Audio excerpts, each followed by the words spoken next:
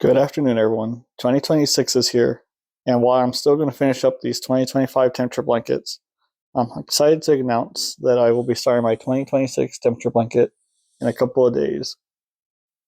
I've decided to go with these colors.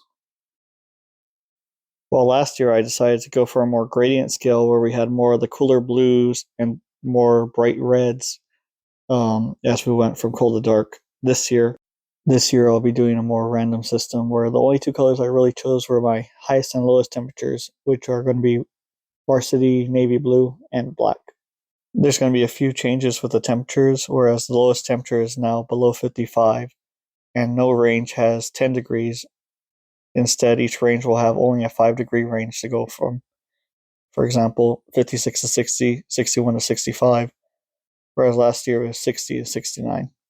This is because, especially in the beginning of my temperature blanket last year, I feel like there was long periods of time where we were just using one color blue or two colors of blue, even though we were going through wider ranges of the temperature.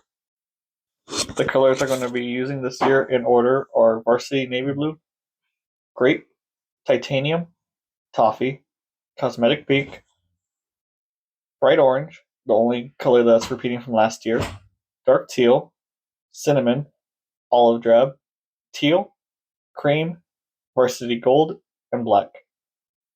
I was trying to go for like a Aztec color palette. I don't know if I hit it or not, but that's the original inspiration. Just like last year, I will be basing my temperature off the high temperature of the day and not the average.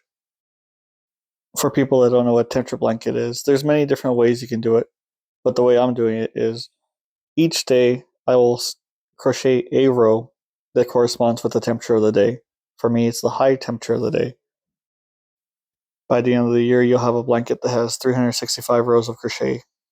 Another difference that I'll be having in my 2026 blanket is it will be a little less wide. For example, this blanket is around 8 to 10 feet wide, depending on how much I stretch it.